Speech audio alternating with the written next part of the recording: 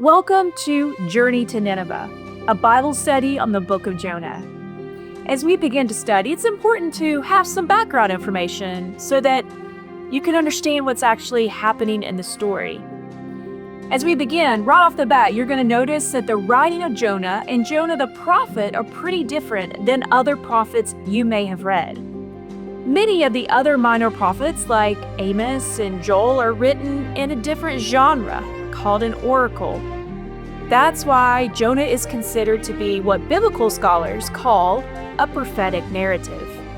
Jonah was a real person who lived in the 8th century BCE in the northern kingdom, otherwise known as Israel.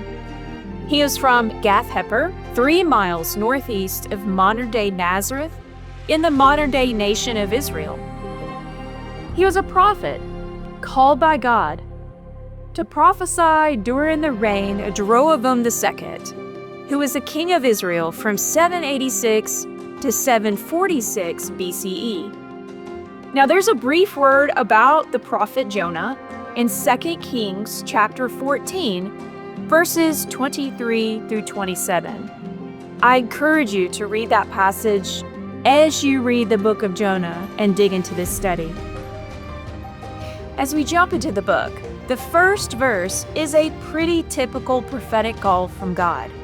Now, the word of the Lord came to Jonah, son of Amittai, saying, "Go at once to Nineveh, that great city, cry out against it, for their wickedness has come up before me." Immediately after the call, Jonah runs in the opposite direction to Tarshish, which is on the coast, pays for a ticket to board a ship to try to get as far away from the presence of God as he can. Today, most scholars agree that Tarshish is the southern part of Spain, near the beautiful city of Seville. We need to take a moment and think about why Jonah would respond in this way. It's a very unusual thing for a prophet to do. Well, first, Nineveh was the capital city of the Assyrian Empire. They crushed and destroyed the northern kingdom. At this time, the northern kingdom and the southern kingdom were broken up, and the northern kingdom had 10 tribes, and the southern kingdom had 2 tribes. When the Assyrian Empire came and destroyed the northern kingdom, they dispersed forever the 10 tribes that lived in that northern kingdom. Today, just to give you an idea of where Nineveh might be, is in Mosul in Iraq.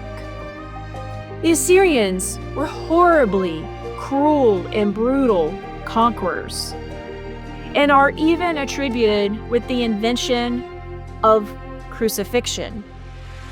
The Assyrians had destroyed Israel, and now God wants Jonah to prophesy to them?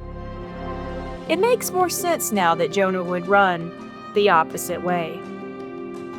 Now, within these 3 short verses of chapter 1, we have already encountered so many big questions that this book engages. 1, can we hide from God? If Jonah, a bona fide Old Testament prophet, runs from God, can we run from God too? As you study this book with me, think about that question. Have you run from God when you knew God wanted you to do something? How'd it go? What about our enemies? What do they deserve? Is it truly an eye for an eye formula of divine justice? Are the Ninevites a part of the care and nurture of God, even though they have done irreversible harm to God's people? Does God's love extend to them too? As you think about these questions, jot them down in a journal.